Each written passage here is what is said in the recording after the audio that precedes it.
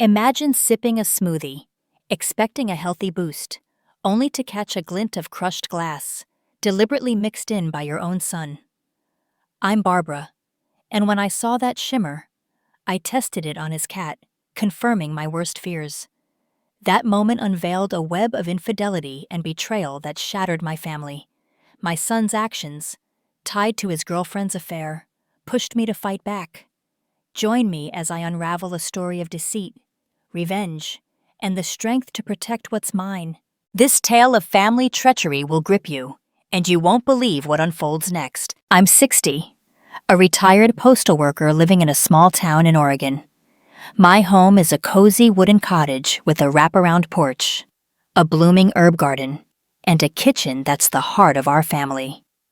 This is where I've poured love into homemade meals, especially my morning smoothies. For decades, my son, Stephen, 35, is a charismatic salesman who's always been my pride, though his recent behavior has raised red flags. His girlfriend, Jessica, 32, is a polished marketing specialist whose charm feels increasingly hollow. Together, we've been a family, or so I thought, bound by shared breakfasts in this quiet, autumnal corner of the world. Stephen and Jessica live nearby, and we gather often, especially for my smoothies, a ritual I've kept since Stephen was a boy. My best friend, Eleanor, 58, a retired seamstress with a sharp eye for detail, is a regular at my table, her wit keeping us grounded. Then there's David, 30, a co-worker of Jessica's at her marketing firm, who's recently started joining our meals at her invitation, his presence too familiar for comfort. I've always been the one holding us together, smoothing tensions.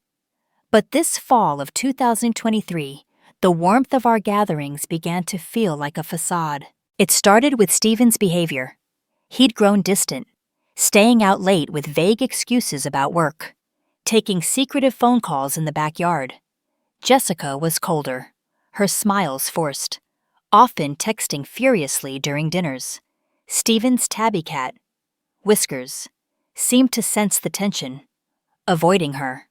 Eleanor was the first to voice concern, whispering over tea at her sewing shop that Stephen was under Jessica's spell. I brushed it off, not wanting to suspect my own son of anything sinister. But doubts grew when I started feeling uneasy about the smoothies Stephen insisted on making for me, claiming they were special for my health. Then came the morning that changed everything. I was about to sip a berry smoothie Stephen had prepared, a routine I cherished, when I caught a faint glint in the glass, like tiny shards catching the light. My heart raced. I'd seen enough true crime shows to suspect something deadly. I set the glass down, my hands trembling, and poured a small amount onto a plate, noticing fine particles that looked like crushed glass. To confirm, I dabbed a bit on Whisker's food, watching as the cat sniffed, then recoiled, hissing. My stomach churned. Stephen had tried to harm me, and I needed to know why.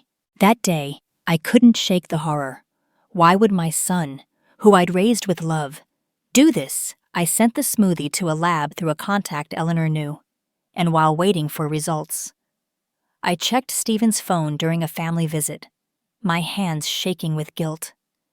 What I found broke my heart. Flirty texts between Jessica and David, filled with intimate plans and cryptic references to clearing the way. Jessica was cheating, and there were hints Stephen was involved in a plan against me. I thought of the smoothie, the crushed glass, and Whisker's reaction. Was Stephen, manipulated by Jessica, trying to kill me to hide her affair? The idea was unbearable, but the evidence was clear. I sat in my dark kitchen, the house silent except for the hum of the refrigerator. Memories of Stephen as a child, helping me blend smoothies, clashed with his recent secrecy, tearing at my soul. How could I confront him, knowing it might destroy our bond? My home, my sanctuary, felt like a trap. My son, the light of my life, was slipping away. Why would he betray me? Was it just to protect Jessica's affair? Or was there more, something tied to our home? My savings, I didn't have all the answers, but I knew I couldn't stay silent. A dangerous truth was unfolding, and I had to face it to protect myself. I began forming a plan, leaning on Eleanor's sharp instincts and my own resolve as a mother. The crushed glass, the texts, and the lab results, which later confirmed the presence of glass particles, were just the start. I needed proof, not just for me but for Stephen, to show him the truth without breaking him entirely. My kitchen, where I'd nurtured my family, had become a battlefield, and I was ready to fight for what was right, no matter the cost. This wasn't just about surviving a deadly smoothie, it was about saving the family I'd built from the lies threatening to tear it apart. I'd faced challenges before, from long postal routes to personal loss, and I wasn't about to back down now. The truth was out there, waiting to be uncovered, and I was determined to find it, to hold Stephen accountable, and to protect the love we'd shared for so long. Thanks for joining me this far. Let us know where you're watching from today. And if you're new here, don't forget to like this video and subscribe to join our growing community. This story's just getting started, and you won't want to miss what's next. Stick around, because it's about to get intense.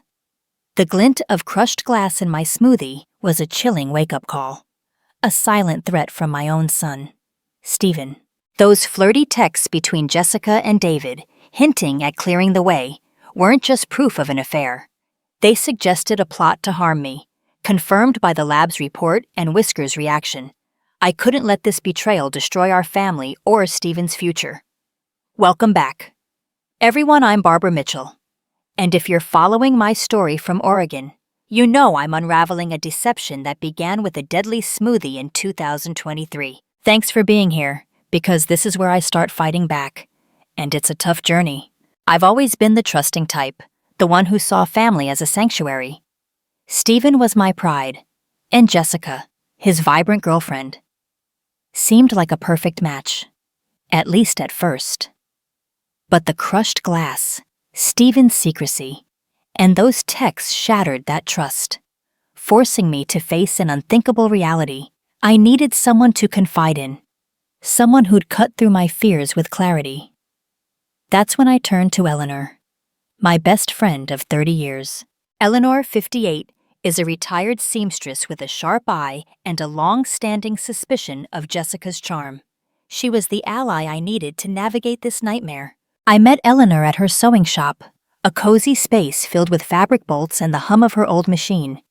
Over tea, I poured out everything the glinting smoothie. Whisker's reaction, the lab report confirming crushed glass, Jessica's text with David. My voice shook as I showed her screenshots, each word a betrayal of Stephen. Eleanor listened, her eyes narrowing. And when I finished, she set down her cup. Barb, this isn't just cheating. Stephen's caught in something dangerous, and you need to find out what Jessica's planning. Her words were a jolt, turning my dread into resolve. I wasn't just a mother, I was a fighter, and I had to act. Eleanor didn't let me wallow. You're a postal worker. Barb, you spot details. So spot these, she said. She was right. If Jessica and Stephen were hiding something, I'd uncover it, no matter how painful. I started small, keeping the lab report and a sample of the smoothie in a locked box for safety. They were evidence, and I wasn't letting them go. I also checked Stephen's phone again during a family breakfast, when he left it on the counter, my heart pounding with guilt. The texts between Jessica and David were bolder, mentioning meetings at a bar called the Timber Tavern, a dive downtown. I noted the time and place, feeling like a detective in my own family. The next evening, Eleanor and I drove to the Timber Tavern, parking across the street in her old hatchback. The bar was dimly lit, with neon signs and a jukebox blaring old rock tunes. We slipped inside, taking a booth in the shadows, my nerves frayed. Around 8, Jessica walked in, her marketing polish out of place among the regulars. David followed, his grin wide as he joined her at the bar. They sat close, their hands brushing, their laughter intimate. My chest tightened, the air sucked out of me. Eleanor squeezed my hand. "You okay?" she whispered. I nodded, but I wasn't. This was real. And it cut deep. I wanted to confront them, to scream, to demand answers. But Eleanor kept me grounded. "You need proof. Barb, not a fight," she said. She was right. A public scene would let Jessica spin lies, and I needed something concrete. I pulled out my phone, hands trembling, and snapped a photo. Their faces clear in the bar's glow. It was a small victory, but it was something, a piece of the puzzle. Driving home, I was silent, the image seared into my mind. "What's next?" Eleanor asked. "I keep going," I said, my voice steadier than I felt. I wasn't just seeking answers, I was fighting for Stephen's soul. Back home, I couldn't look at Jessica without seeing her with David, their laughter mocking me. She acted normal, chatting with Stephen during dinners, but every gesture felt like a lie. I started noticing things. I'd overlooked a receipt in her purse for a motel I'd never visited, a faint cologne on her jacket that wasn't Stephen's. Each clue was a wound, but I pressed on. I checked my kitchen, finding a small vial of crushed glass hidden behind spices, as if Jessica was planning another attempt. My fear grew, but so did my determination. The smoothie incident wasn't a one-off, it was part of a plan, and I needed to know its scope. Eleanor suggested sending the vial for testing, but I wasn't ready to involve more people yet. I hid it in my locked box, along with the photo, screenshots, and lab report. I also watched Stephen closely, noting his growing unease. He'd avoid my questions, snap when I mentioned Jessica, as if he sensed I was onto them. The thought of my son betraying me tore at my heart, but I couldn't stop. I had to protect myself and uncover why he turned against me, whether it was Jessica's influence or something deeper. Thank you for sticking with me. Everyone, what do you think Barbara should do next? Drop a comment below. If you're new, please like and subscribe to join our community. We're diving deeper soon, and it's going to get intense. The photo of Jessica and David at the Timber Tavern was a wound that wouldn't close, their intimate laughter a constant echo in my mind. That vial of crushed glass in my kitchen, the tainted smoothie, and Stephen's complicity confirmed a threat I never imagined from my own son. I couldn't let Jessica's betrayal destroy Stephen or our family's legacy. Welcome back, everyone. I'm Barbara Mitchell, and if you're following my story from Oregon, you know I'm battling a deception that began with a deadly smoothie in 2023. Thanks for being here, because this part gets heavier, and I need you with me. I couldn't shield Stephen from the truth any longer. The weight of his actions, likely driven by Jessica, was crushing, and he deserved a chance to explain, even if it broke us both. I invited him to my house for coffee, my hands trembling as I set out his favorite mug, one he'd painted as a child. When he arrived, his smile was forced, his eyes avoiding mine. "How do you tell your son he's betrayed you?" But I had to try. "Stephen, we need to talk about the smoothie," I said, my voice unsteady. "It had crushed glass, and I think you put it there, influenced by Jessica's affair." Stephen's face paled, his eyes wide with disbelief. "Mom, that's insane. I'd never hurt you." He shook his head, as if he could banish my words. I showed him the lab report, the cafe photo of Jessica and David, the text screenshots, and told him about Whisker's reaction to the smoothie. His expression shifted to anger, but it was directed at me. "You're crazy. Jessica loves me. You're trying to ruin us." His voice cracked, and he stormed out, leaving me alone in my kitchen. The silence piercing. Had I pushed him away forever? Stephen's denial cut deep, but it ignited my resolve. If he needed proof, I'd find it, for his sake and mine.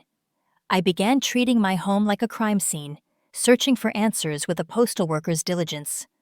One evening, while Stephen and Jessica were out, I checked their guest room, where Jessica kept a laptop bag. Inside, I found bank statements that froze my blood transfers from my savings account, funds I'd set aside for retirement, to an unfamiliar account. Small sums at first, then larger ones, totaling over $25,000. My hands shook as I photographed each page, each transaction a betrayal of my trust. I called Eleanor, my voice trembling as I shared the discovery. "Barb, this isn't just an affair," she said. "Jessica's stealing from you, maybe planning a life without you, and Stephen's caught in it." Her words sent a chill through me. I searched Jessica's bag again, finding a life insurance policy I'd never authorized, taken out in my name, with a payout of $500,000, Jessica as the beneficiary. My heart raced as I realized the crushed glass wasn't a prank. It was part of a scheme to eliminate me for profit. Jessica's affair with David was just the start. They wanted my home, my savings, everything I'd built. That revelation shattered something in me, but it also forged a fierce strength. I wasn't just a mother facing betrayal. I was a woman fighting for her son's soul. I started keeping a detailed journal, cataloging every piece of evidence: the cafe photo, the text screenshots, the bank statements, the insurance policy, the lab report, the vial of crushed glass. I hid it in a locked box in my pantry, a fortress against their deception. I watched Stephen closely, noting his growing unease. He'd snap when I mentioned Jessica, avoid my questions, as if he sensed I was closing in. His compliance with her fueled my anger, pushing me to act. I sent the vial of crushed glass to the lab for further analysis, confirming it matched the smoothie's contents. The report was a powerful tool, undeniable proof of their intent. Eleanor urged me to confront Stephen again, but I knew he wasn't ready to face the truth.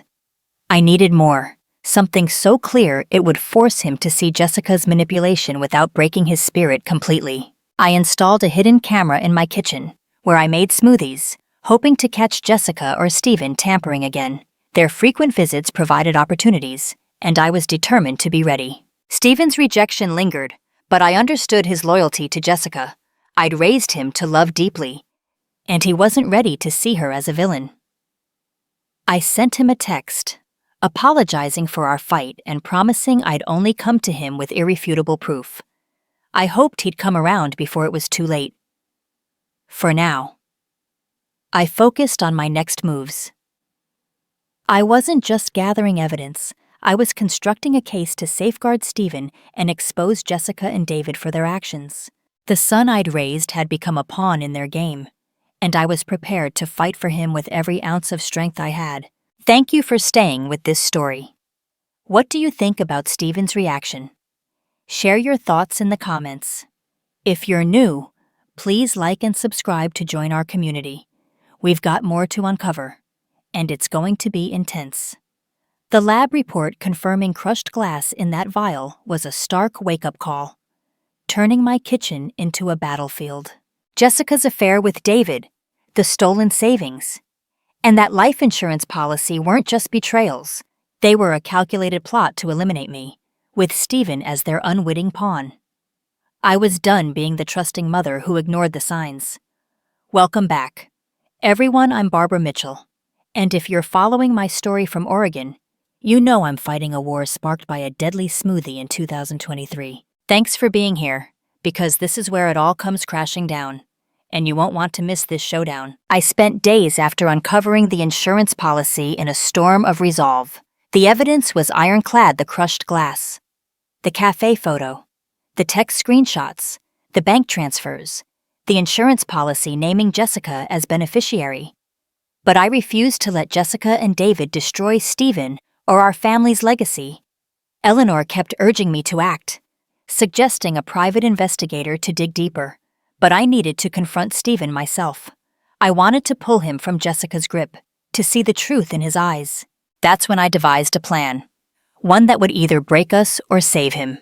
I decided to host a family breakfast, inviting Stephen, Jessica, and David, to expose their lies in front of everyone.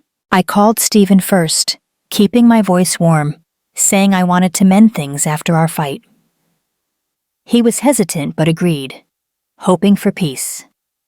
Next, I contacted Jessica, framing it as a family breakfast to celebrate Stephen's recent sales award, a fabrication to draw her in. Getting David there was trickier. I posed as a coworker, inviting him as a surprise guest to toast Stephen's success.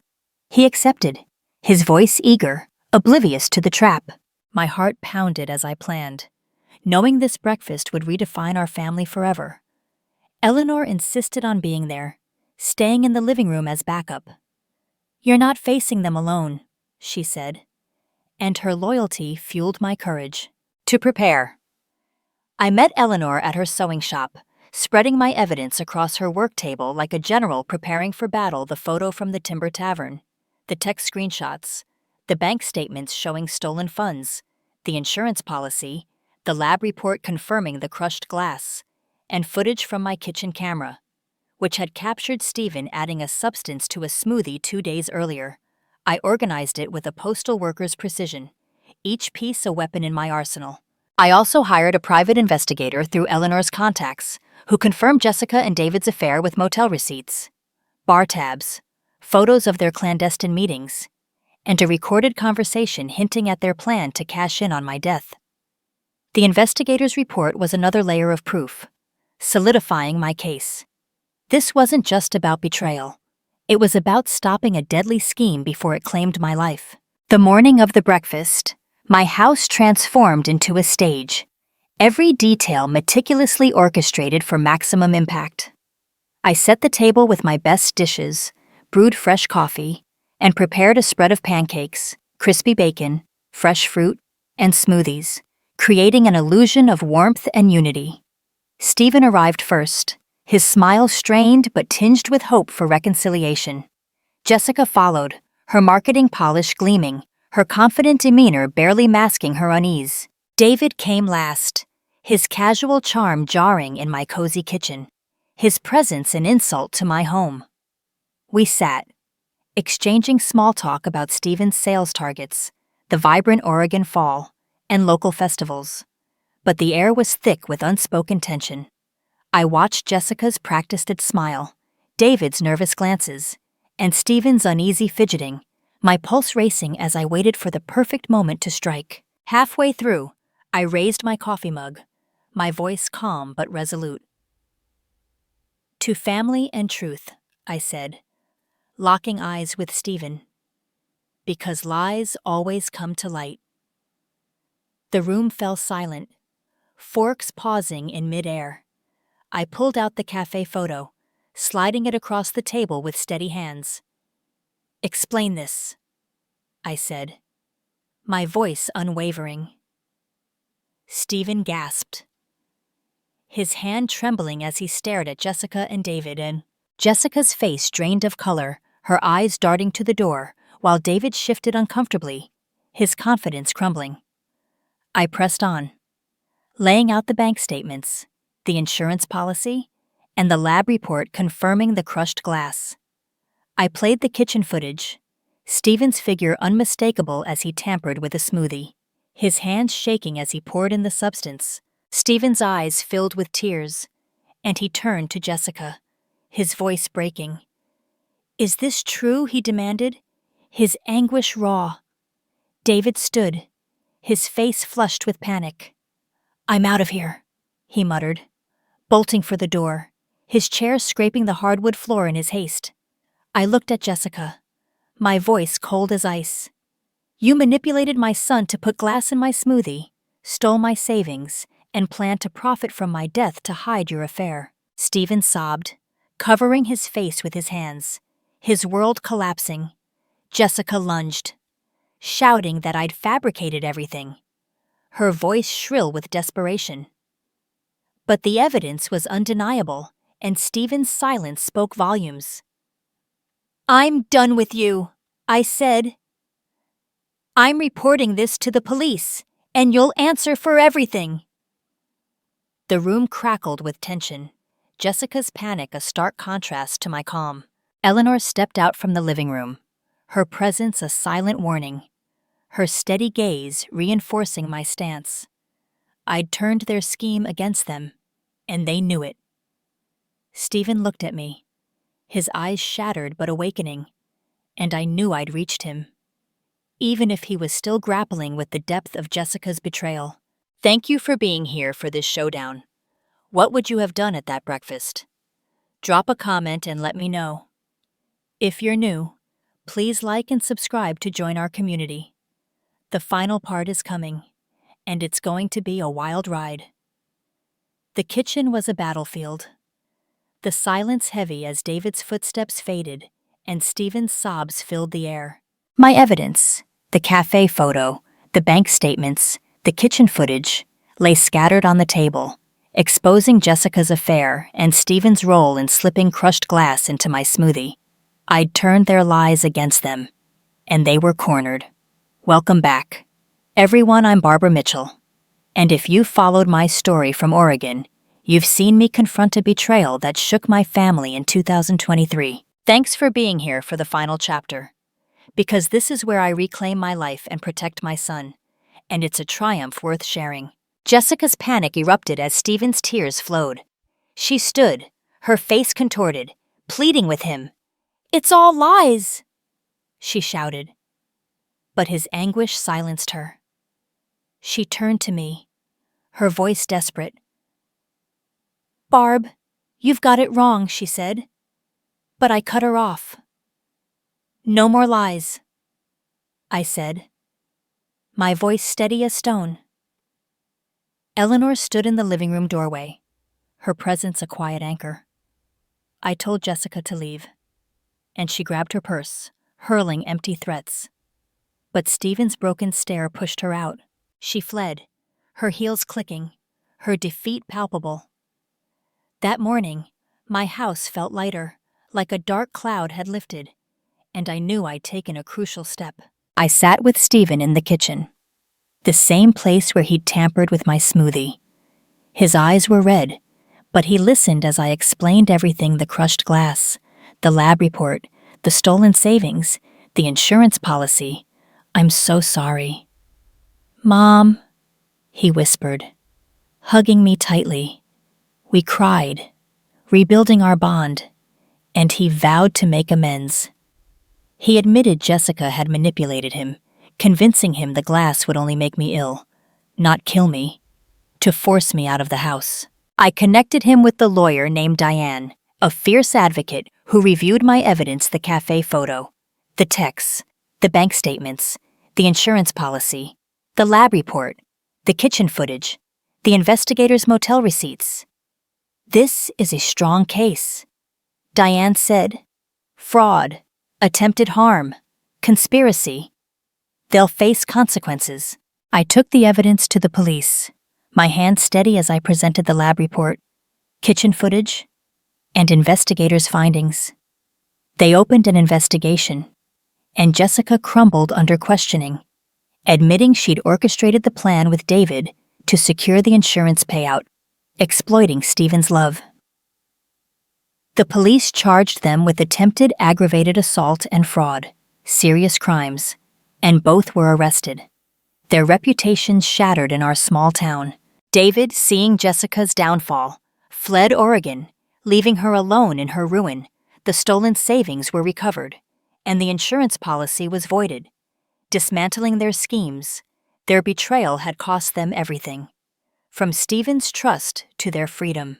Stephen's pain was my deepest concern. We spent days talking, healing the wounds Jessica left.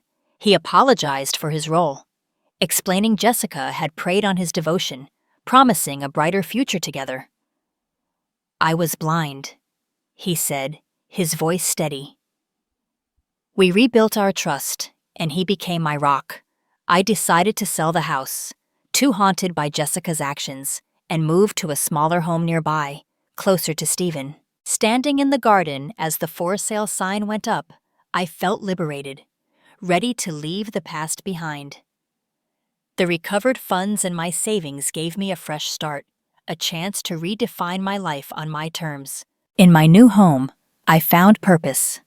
Stephen introduced me to a community center, and I started a support group for women betrayed by those they loved. Sharing my story, I connected with others who'd faced their own Jessicas and Davids, their resilience mirroring mine. I became a mentor, helping them find their strength, just as Eleanor had helped me. The group grew, and I felt alive, turning my pain into a beacon of hope. My kitchen, once a battlefield, was again a place of connection, filled with laughter and shared stories, a testament to what we could overcome. Jessica's betrayal was a storm that could have consumed us, but it forged us stronger. I'm Barb, a mother who faced lies and danger to protect her son. If you're watching and feel trapped by deceit, hear this: you have the power to rise. Trust your instincts, fight for your worth, and never let anyone dim your light. Stephen and I did, and we're free. Betrayal cuts deep, but it can also be the spark that rebuilds you, tougher than before. This journey was grueling, but sharing it with you has been a gift. I've learned that family, even when tested, can be mended with truth and love. My new life, filled with Stephen's support and the warmth of my support group, is proof that we can rise from the ashes. I hope my story inspires you to face your own battles, to find your own strength, and to never surrender what matters most. You're more resilient than you know, and you're never alone. The road may be tough, but it leads to a place of peace and power, where you can stand tall and reclaim your life. Thank you for walking this path with me. Share your thoughts in the comments. What did this story stir in you? If you're new, please like and subscribe to join our community. Next week, we're diving into another tale of courage and secrets, so stay tuned. Your support means everything, and I can't wait to share more.